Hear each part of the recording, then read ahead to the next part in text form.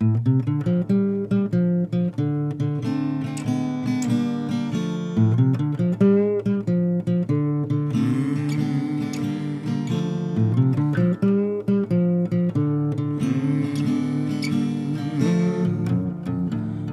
don't want me, you surely don't need me.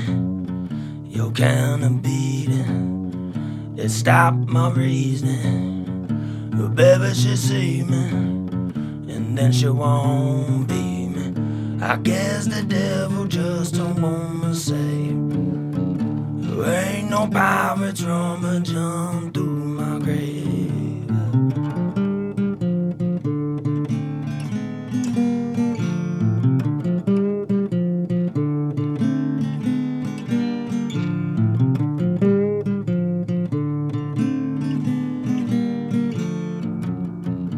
God deceiving, cause I ain't believing. All right, everybody, we are at Hatch Park. What's going on, man? How you doing, man? Pretty good, man. Pretty good. We're double teaming it. We got Joaquin. We got And we got Quentin back here. Mr. Borax. Que pasión. This is Hatch Park through my bug-ridden windshield. We just came down from Logan. We were up there trying to basically more or less find out where Mackenzie Lueck was found with her hands zip-tied behind her back. This is Hatch Park, where just before 3 a.m. she took a Lyft ride from the Salt Lake Airport, which is out that way as the crow flies. I mean, you can, if you sit here long enough, you'd see airplanes flying in and out. The airport's out that way. Took it out here, met at Hatch Park. The University of Utah student was last seen in mid-June. She'd taken a Lyft to a park in Salt Lake City where officials say she met up with a 31-year-old man, Ayula Ajayi. Then last week, some of her charred items were reportedly found in Ajayi's backyard.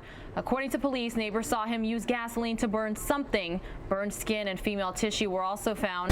And who knows? I mean, I can kind of picture the scenario, him sitting underneath the... He's a former Army IT specialist. That's right, that's right. And he had an ebook, is also my understanding as well, that had a kind of a true crime vibe to it. It was historical fiction, true crime. She arrived here. Okay, this is June 17th. So this is Hatch Park. This is basically in North Salt Lake. Woods Cross. This is basically Woods Cross. Susan Curtis from the Ted Bundy case. She's the girl that disappeared from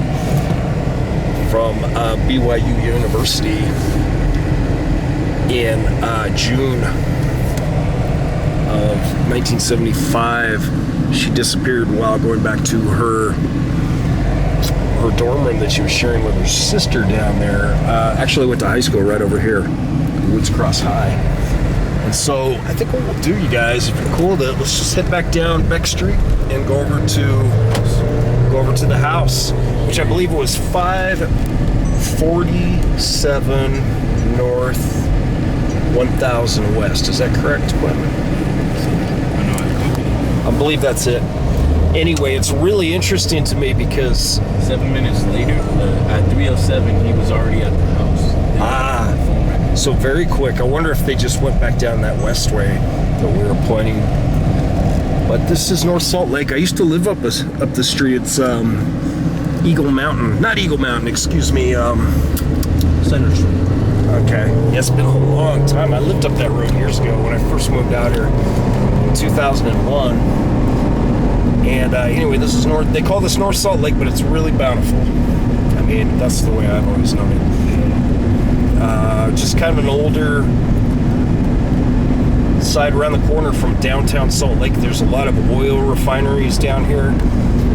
West High School, where I worked for many years, is just down here around the street on Beck Street. Around the corner a little ways. So they just jumped right on the freeway here, you guys. Avoided Beck Street and just got off on 600 North, possibly, or they followed Beck Street straight down here and went that way.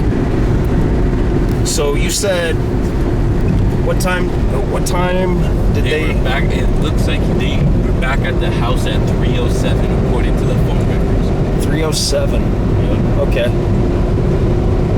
So they probably just went straight down Beck Street here. And it's 547 North, 1000 West. 47 north, 1000 west. Okay, perfect. And so we're just going to kind of follow this down here so you can get a vibe for it. If you look over here, you can see these oil refineries. Been here forever. In the wintertime, if you come here in January, February, December, the atmosphere here in Salt Lake is diabolical. Have you guys noticed that? How bad it is in the winter? Yeah. The inversion? Holy. A lot of strip mine stuff going on up here for gravel pits because we got to have gravel driveways and bedding for new condos and townhomes all over the valley, apartment centers. There's a little area down here called Sweet Town, where the original Swedish settlers and immigrants who were members of the LDS Church, they set up a whole town down here. There's even a pub down here called Sweet Town Pub, and I love it. It's the most cracked out little bar you've ever seen in your life. I'll show you it down here. It's just past the strip club down here. As you do, you know, you gotta have a strip club. If you wanna play in North Salt Lake, you gotta have a strip club. There it is right there. Southern Exposure, yeah. I used to read the lunch menus. Yeah, spaghetti and meatballs, yeah. This is a little area, they call it, I used to call it Sweet Town. Stop by after the video. Okay, Quentin wants to stop by the strip club down here. Quentin, how dare you? Okay, yeah, I'm going to tell your bishop. I'll tell your bishop.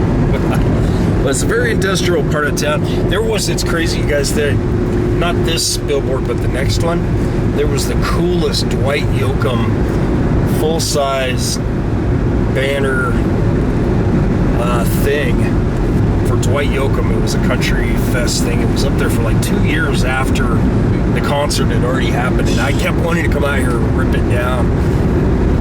And then I finally had the guts to come do it, and I came down here and it was gone.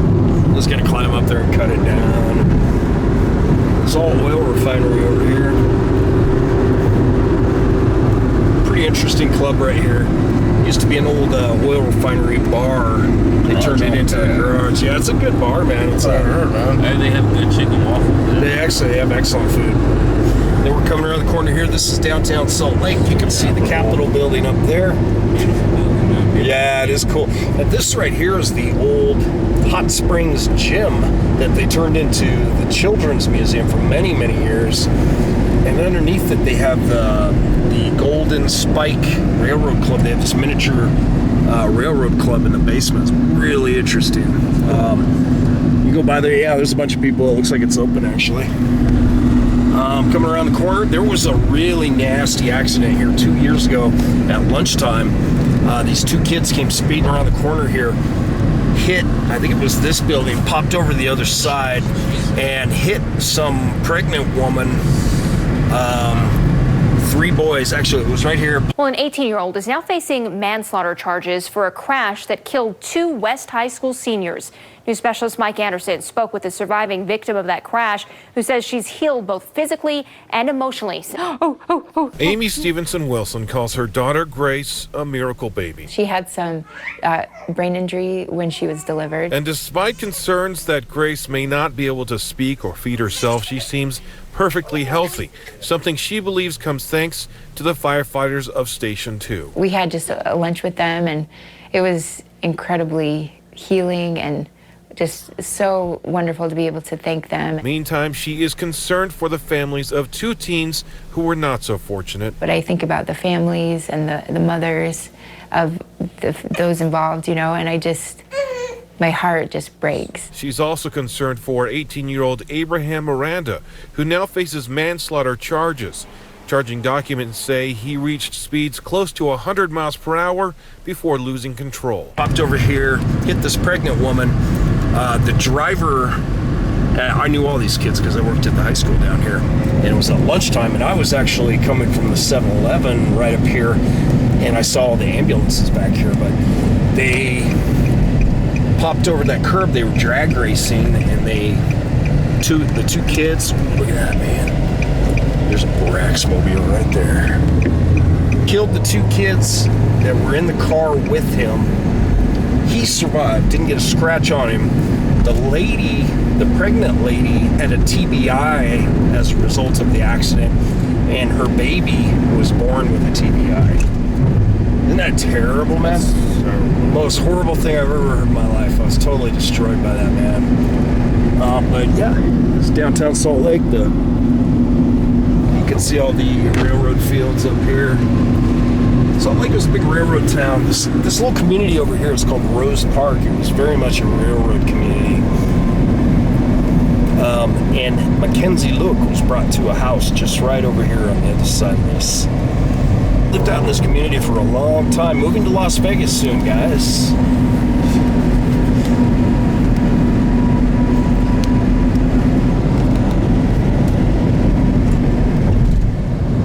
RosePark. Let's see, the Summerfest, the Lady of Guadalupe Summerfest. Very cool. Older neighborhood of Salt Lake City. Older homes for sure. The Trolley Square killer went to West High School. He was 18-year-old Bosnian kid. Hey, get your own lane. And he lived right down here as well, actually. Right down in this neighborhood. I had a house right up past the stop sign. But over here, guys, we're getting really close. The house. This is it right here, yeah.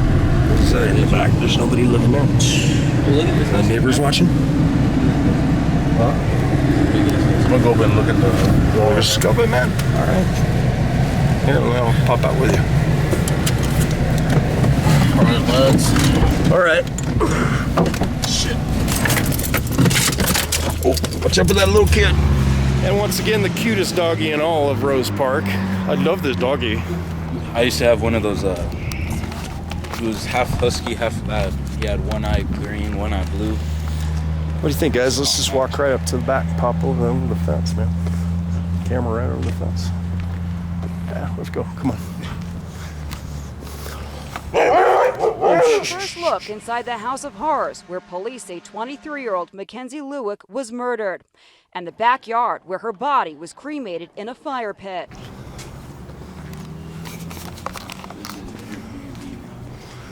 There, BnB.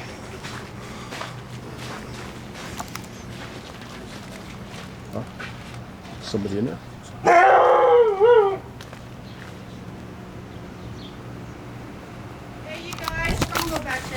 The accused killer, Ayula Ajayi, known as AJ, is a bodybuilder. This is the suspect's backyard. Right here is where police dug multiple holes in the ground.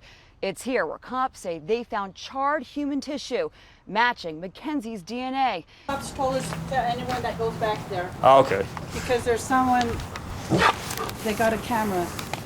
Cops put a camera out. Oh, did they? Okay. Cops got a camera back there. Anyway, there you go, guys. Oh, I got some. We can do it today. It's RosePark.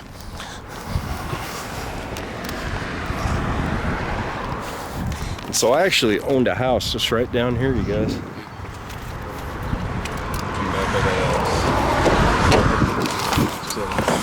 So they put a camera back there anyway. Bastards, man. Do they really have a camera? I did hear someone in there though. Did you in the house? Yeah. Oh.